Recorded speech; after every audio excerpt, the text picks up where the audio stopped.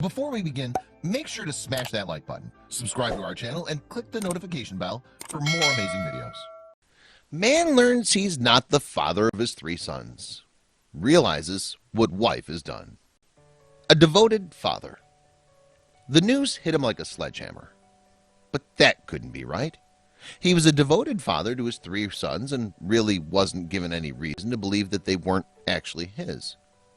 Unfortunately, though, the businessman would come to realize that his whole life was basically one big lie. But now that he knew, what was he going to do about it?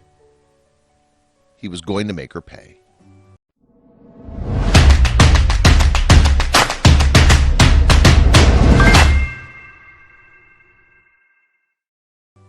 Businessman turned millionaire. Richard Mason is a 55-year-old businessman and millionaire from the United Kingdom. He was also co-founder of a successful British price comparison website called MoneySupermarket.com. During that time, Richard was married to then-wife Kate. They met while working at a branch of a bank in the 1980s.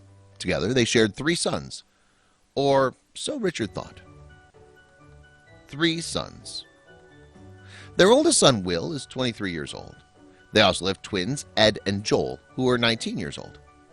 By the beginning of 2007, however, Richard and Kate's marriage was pretty much on the rocks.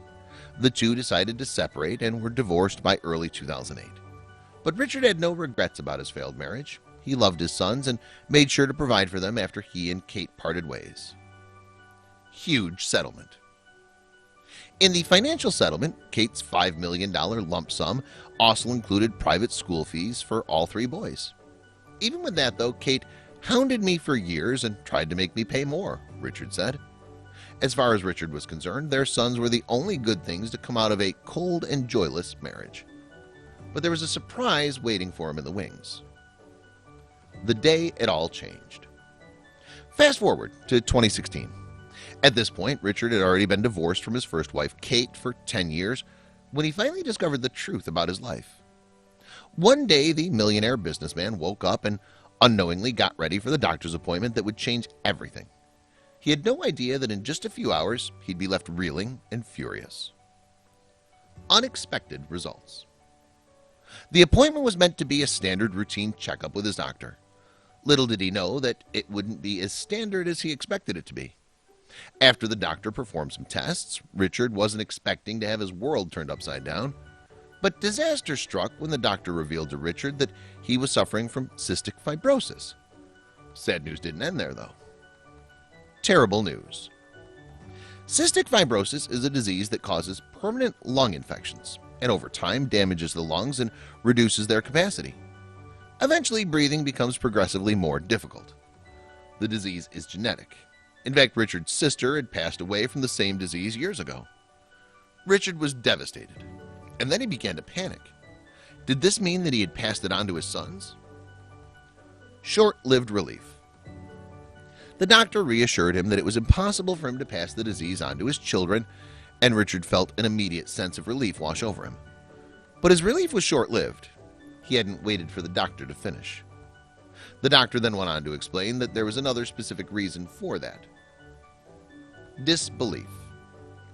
Richard remembers the moment his life came crashing down.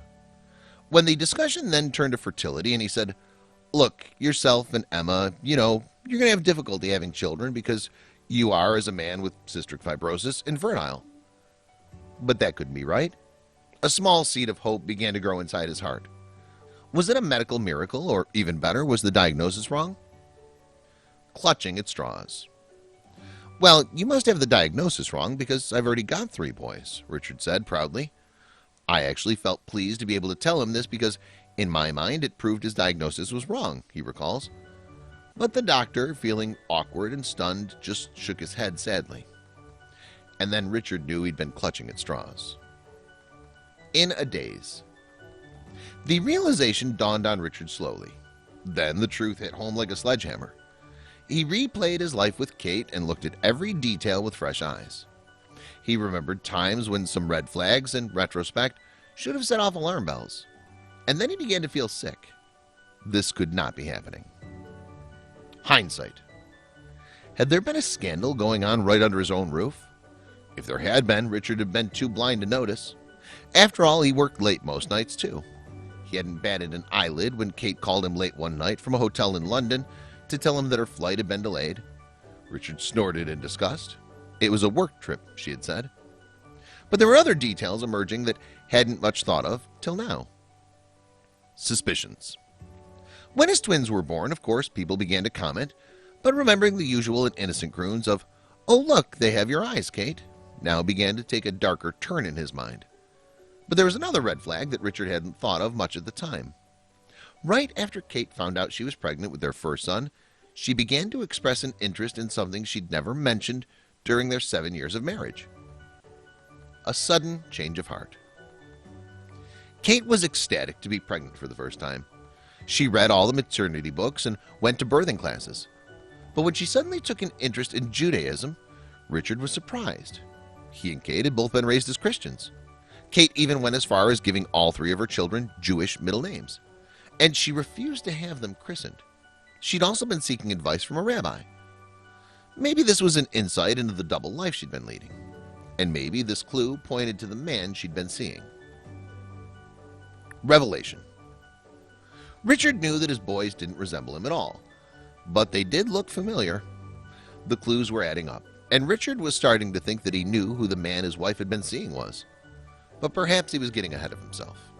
There was something else that he was forced to consider. But would Kate confess? Or was this all just a terrible mistake? The man in question. Richard pondered the information and mulled it over in his mind. He had 3 clues to go on. The first was the fact that his ex-wife had probably been meeting up with the man while she was on business trips. The second was that his children resembled a man he'd met before, a business colleague of Kate's. That would make sense. And lastly, that the man was Jewish, which didn't make sense, but twins are rare after all. An oversight. In the general population, identical twin pregnancies occur 0.45% of the time, or 1 in 250 births.